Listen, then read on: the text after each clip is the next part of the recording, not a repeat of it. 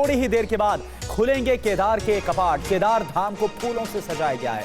जो खूबसूरत तस्वीरें हैं वो हम आपको दिखा रहे हैं। ये देखिए तस्वीरें आपके सामने, किस तरह से 20 क्विंटल फूलों से केदार धाम में सजावट की गई है। केदारनाथ धाम के बाहर भक्तों की भारी भीड़ इस वक्त नजर आ रही है।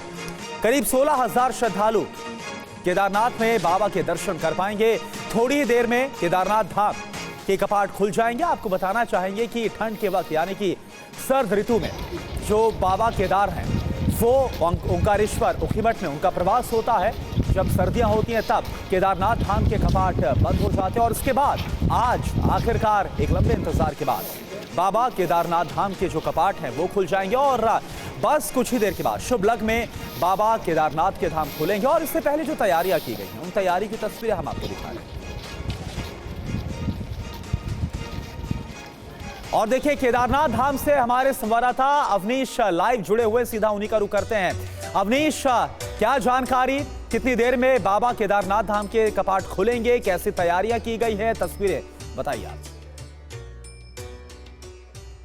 देखिए बिल्कुल TV9 भारतवर्ष की टीम केदारनाथ धाम में भी पहुंची है और अभी जो है यहाँ पर केदारनाथ धाम में कपाट खुलने की प्रक्रिया शुरू हुई है। कुछ देर पहले ही यहाँ पर मुख्यमंत्री भी पहुंचे हैं। आप देख सकते हो और सुन सकते हैं मेरे पीछे कि यहाँ पर ढोल लगाओ के साथ और जिस जो द्रव्य जो यहाँ पर देखा जा रहा है, जो नजारा देखा जा रहा है वो बहुत ही अद्भुत है।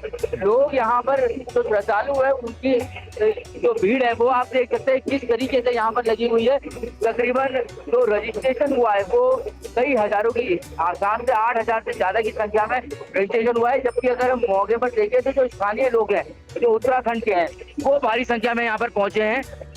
उसी के मद्देनजर आप ये भी सुरक्षा व्यवस्था के जो है पुख्ता इंतजाम यहाँ पर किए गए हैं।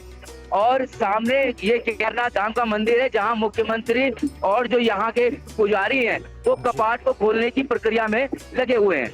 जी शुक्रिया अभी के लिए अवनीश आपका। लेकिन एक बार फिर से हम आपका रुख करेंगे और जैसे ही कपाट खुलते हैं वैसे ही हम आपको बाबा केदारनाथ के दर्शन कराएंगे। अरविंद केजरीवाल की याचिका पर सुप्रीम कोर्ट में आज फैसला संभव है। गिरफ्तारी के खिलाफ याचिका पर ईडी का सुप्रीम कोर्ट में कल हलफनामा भी सामने आया। हलफनामे में ईडी ने कहा चुनाव प्रचार मौलिक अधिकार नहीं है। शराब घोटाले में आज सप्लीमेंट्री चार्जशीट भी संभव है।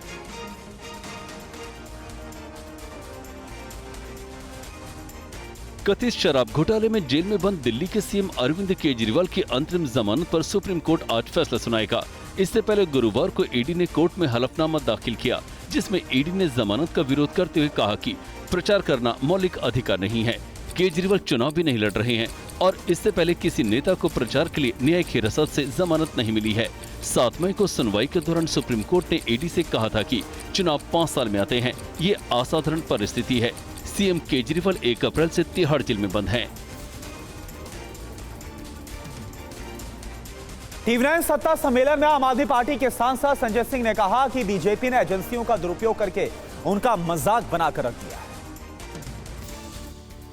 आपके लिए भ्रष्टाचार कोई मुद्दा नहीं है। आप सिर्फ विरोधियों को टारगेट करते हैं और उन पे फर्जी मुकदमे बनाते हैं, उनको दबाव में लाते हैं और उनको अपने साथ मिला के सारा काम आपका खत्म। तो अब आ जाते हैं आम आदमी पार्टी पे। आपने मनीष सिसोदिया को गिरफ्तार किया, सत्येंद्र जैन को गिरफ्तार किया, अरविंद केजरीवाल जी को गिरफ्तार किया, मुझे गिरफ्तार किया। अरे भाई आप सैकड़ों करोड़ हजारों करोड़ की बात करते हैं, एक भी रुपए मिला किसी के पास? एक रुपए की मनी ट्रेल मिली कहीं पे? आपने जांच एजेंसियों का मजाक बना रखा है। इधर TV9 की सत्ता सम्मेलन में पंजाब के सीएम भगवंत मान ने कहा कि इस बार लोकतंत्र और संविधान को बचाने का चुनाव है। 10 साल में लोकतंत्र की धज्जियां उड़ाई गई। इस बार लोकतंत्र को और संविधान को बचाने की इलेक्शन है। ये आज संविधान खतरे में है, संविधान को बदलने की बातें हो रही हैं, लोकतंत्र की धज्जियां उड़ा के रख दी हैं 10 साल में। तो अभी भी सवाल जब आएगा आने वाले 50 साल में कि भारत के लोकतंत्र को और संविधान को बचाने में सबसे बड़ा योगदान किसका था, तो 13-0 के साथ पंजाब का नाम सबसे पहले आएगा। मान साहब, संविधान का आपने जिक्र कर दिया, संविधान खतरे में है, कैसे? संविधान की कोई बात मानते हैं? टीवी9 के सत्ता सम्मेलन में पूर्व केंद्रीय मंत्री और चंडीगढ़ से कांग्रेस के उम्मीदवार मनीष तिवारी से जब यह पूछा गया कि अगर कांग्रेस की सरकार आएगी तो क्या जम्मू कश्मीर में फिर से आर्टिकल 370 लागू कर दिया जाएगा, इस सवाल के जवाब में उन्होंने क्या कहा, यह आपको दिखाते हैं। धारा 370 के ऊपर अब उच्चतम न्यायालय ने अपना फैसला दे दिया है। वो मामला अब पूरी तरह से जिसको आप आपके सहयोगी हैं वहाँ पर एनसी और महबूबा। देखिए, मैं ये कह रहा हूँ कि अब उच्चतम न्यायालय ने 370 के ऊपर अपना फैसला सुना दिया है और इस देश की एक परंपरा रही है कि जब किसी बात के ऊपर उच्चतम न्यायालय अपना फैसला सुनाता है और अगर संवैधानिक खंडपीठ अपना फैसला सुनाती है तो उसको बहुत गंभीरता से लिया जाता है। महाराष्ट्र के शिरडी में उद्धव ठाकरे ने पीएम मोदी के नकली संतान वाले बयान पर पलटवार किया। इस दौरान उन्होंने पीएम को शिवसेना प्रमुख बाला साहेब ठाकरे का नाम पूरा लेने की नसीहत भी दी। मोदी जी, तुम्ही माझ्याशी लढा, पण माझ्या आई वडिलांचा अपमान केला तर मी सहन करणार नाही। तुम्ही कोणी असाल, तुम्हाला तुमची जागा दाखवून दिल्याशिवाय राहणार नाही।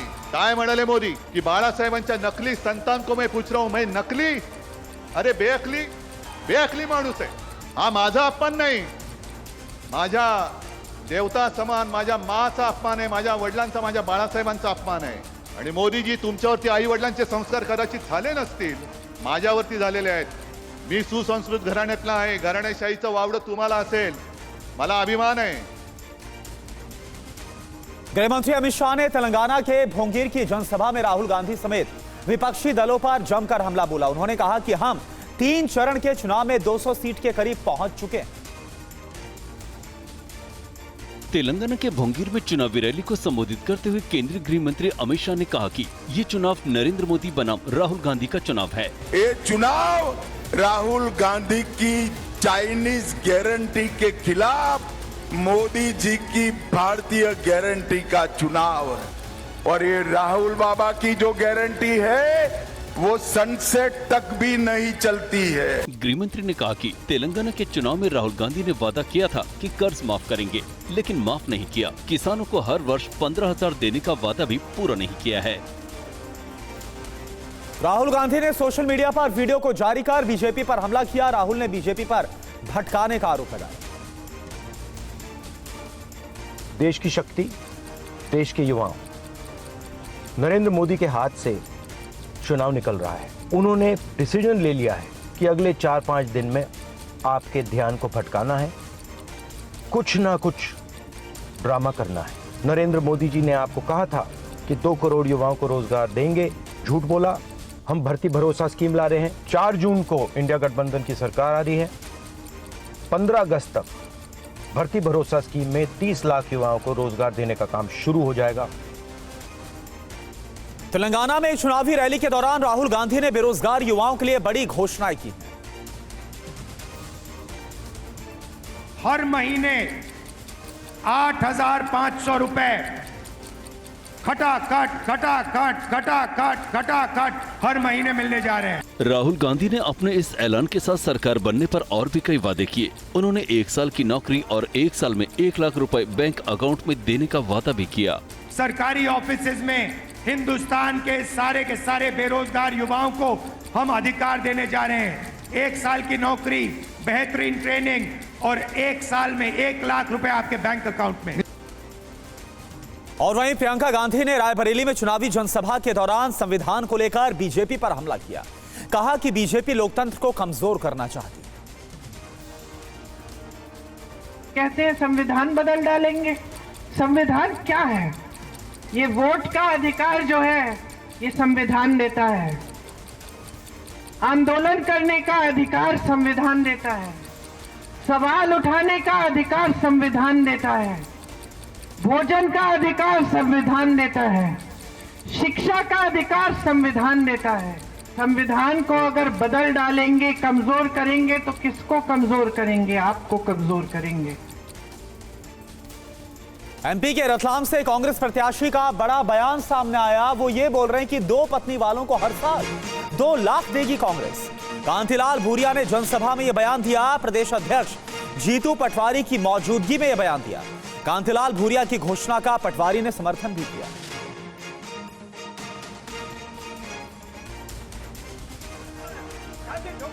एमपी के रतलाम से कांग्रेस उम्मीदवार कांतिलाल भूरिया ने घोषणा पत्र में हर महिला को 1 लाख रुपए वाली योजना को लेकर बड़ा ऐलान किया। एक लाख सभी घर की महिलाओं का, ये मालूम है कि नहीं? अब जिसकी 2 बच्चे तो 2 लोग जाएगा। जिस सभा में भूरिया ने ये ऐलान किया उसमें एमपी कांग्रेस के अध्यक्ष जीतू पटवारी और पूर्व सीएम दिग्विजय सिंह मौजूद थे।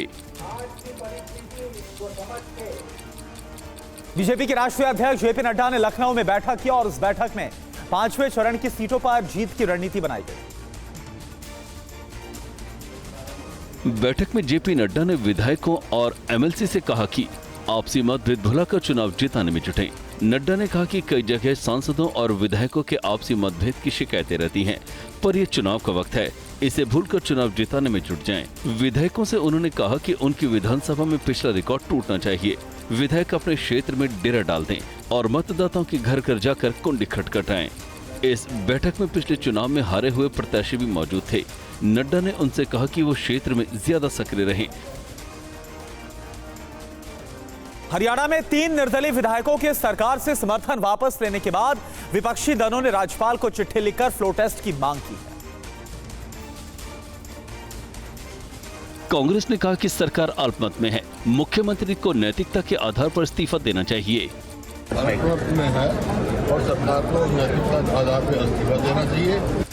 वहीं जननायक जनता पार्टी ने राज्यपाल को चिट्ठी लिखकर फ्लोर टेस्ट की मांग की है।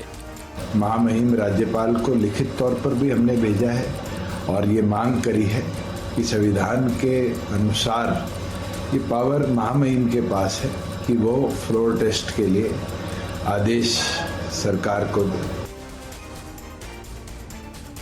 और वहीं इस क्राइसिस के बीच हरियाणा के पूर्व सीएम मनोहर लाल खट्टर ने विपक्ष पर हमला बोला। उन्होंने कहा कि अगर वो फ्लोर पर आएंगे तो 33 विधायकों में से 23 को भी संभाल कर रख लें तो बहुत बड़ी बात है। विपक्षी पार्टियां हैं, उनको जो चीजें लिखनी है लिखें, उसमें असर नहीं पड़ता है, क्योंकि उनका जो गणित है 30 और 3 जमा 33 करते हैं। अगर वो फ्लोर पर आएंगे, अगर उसमें से 23 को भी संभाल के रख सकें तो बड़ी बात होगी। वहीं मनोहर लाल खट्टर ने कहा कि हमारी भी हर पार्टी के लोगों से अच्छे संबंध हैं। ऐसा नहीं है कि वही कुछ कर सकते हैं, हमारे पास भी बहुत से संबंध हमारे अंदर करते हैं, चाहे वो भाजपा के लोगों से हैं, चाहे हमारे कांग्रेस के लोगों से हैं। कन्नौज में चुनाव प्रचार के लिए पहुंची डिंपल यादव ने कहा कि देश में परिवर्तन की लहर चल रही है, लोग बदलाव के लिए वोट करेंगे। बदलाव और परिवर्तन की लहर देश में चल रही है। कन्नौज के सभी लोग, सभी जन, मुझे पूरा विश्वास है इस बार लोकतंत्र को बचाने की लड़ाई में साथ देंगे और जहां वो अपना सांसद माननीय राष्ट्रीय अध्यक्ष अखिलेश यादव जी को चुनेंगे, क्योंकि उन्होंने देखा है कि उनके रहते हुए किस तरह कन्नौज विकसित बना है, किस तरह यहाँ पे सड़कों का जाल बिछा है, किस तरह यहाँ पे मेडिकल इंस्टीट्यूट बने हैं और मैं समझती हूँ लोग जानते हैं कि किस तरह का विकास कार्य कन्नौज ने देखा है। बीजेपी प्रत्याशी रमेश अवस्थी के समर्थन में प्रचार करने कानपुर पहुंचे इंटरनेशनल रेसलर खली ने कहा कि पीएम मोदी के नेतृत्व में भारत विकसित देशों की श्रेणी में बढ़ रहा है।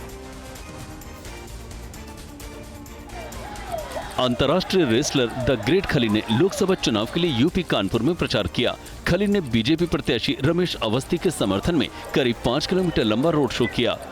पूरे हिंदुस्तान में जा रहा हूं और ये तो मेरा घर का ही है, मेरा बहुत पुराना मित्र है और पूरे हिंदुस्तान में जा रहा हूं मैं, जो देश के लिए समर्पित है, देश के लिए जो काम कर रहे, जो समाज के लिए काम कर रहे, सो उनके साथ हम खड़े हैं।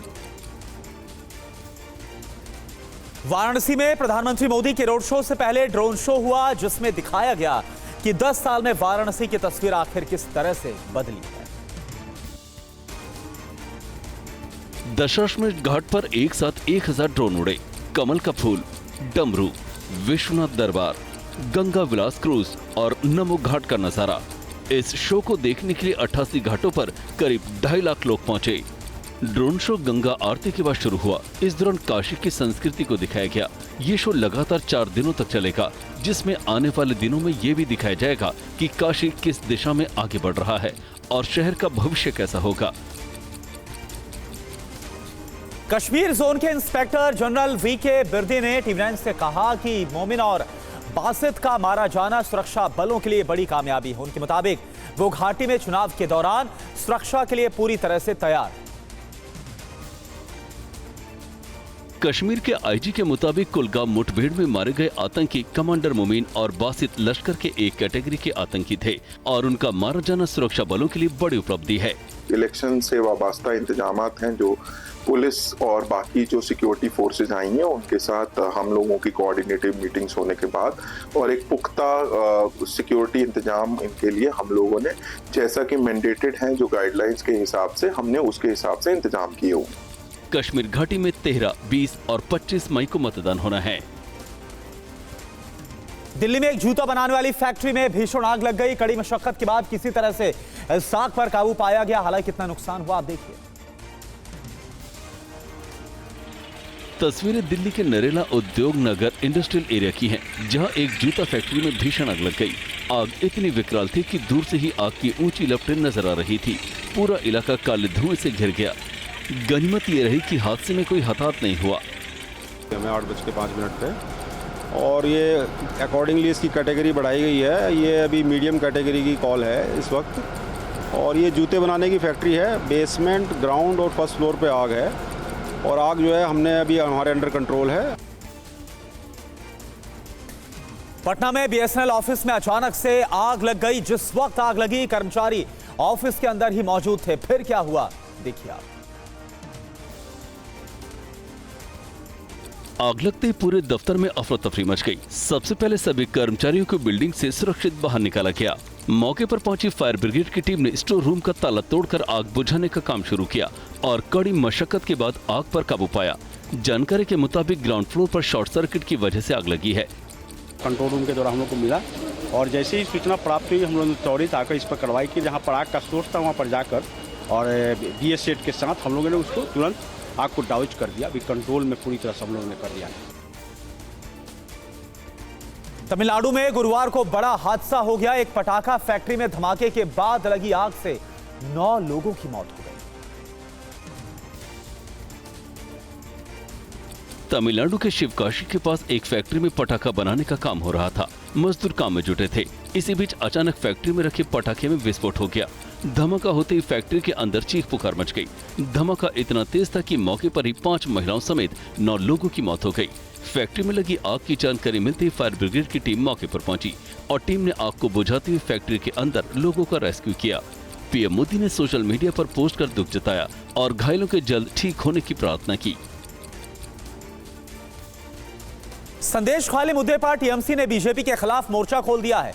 टीएमसी ने शुभेंदु अधिकारी की चुनाव आयोग से शिकायत की है और वहीं टीएमसी नेताओं पर उत्पीड़न के आरोप लगाने वाली महिलाओं के यू टर्न भी सामने आए। पश्चिम बंगाल के संदेशखाली में टीएमसी नेताओं पर उत्पीड़न के आरोप लगाने वाली महिलाओं के यू टर्न के बाद टीएमसी ने शुभेंदु अधिकारी की चुनाव आयोग से शिकायत की है।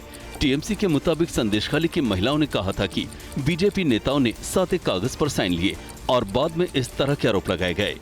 এখন চাইছি যে ওর শাস্তি হোক। ও যে আমাদের এটা মিথ্যা বদনাম দিয়ে যে আমাদের কেসে যারা জড়িত করেছে, যে আমরা তো এর কেস আমরা চালাতে চাই না, আমরা কেস করতে চাই না। তাই ও শাস্তি থানায় আসছে। আজকে থানায় ওরা আমাকে হুমকি দিচ্ছে যে মার্ডার করে দেবে। মাম্পি পিয়ালি দাস। एयर इंडिया प्रबंधन और कर्मचारियों के बीच विवाद आखिरकार खत्म हो गया है। जल्द ही क्रू मेंबर्स वापस काम पर लौट आएंगे। अचानक छुट्टी पर जाने से संकट में फंसी एयरलाइंस कंपनी एयर इंडिया के यात्रियों के लिए राहत भरी खबर आई है। कंपनी ने बताया कि विवाद खत्म होने से सिक लीव पर गए सभी कर्मचारी जल्दी काम पर लौटेंगे। कंपनी ने बताया कि सभी निलंबित क्रू मेंबर्स का निलंबन तत्काल प्रभाव से वापस ले लिया गया है, जिस कारण अब सिक लीव पर गए सभी कर्मचारी भी काम पर लौटेंगे। बता दें, हाल ही में कंपनी ने कुछ कर्मचारियों को ऑपरेशन डिस्टर्ब करने और नियुक्ति शर्तों का उल्लंघन करने के लिए दोषी मानते हुए टर्मिनेट कर दिया था।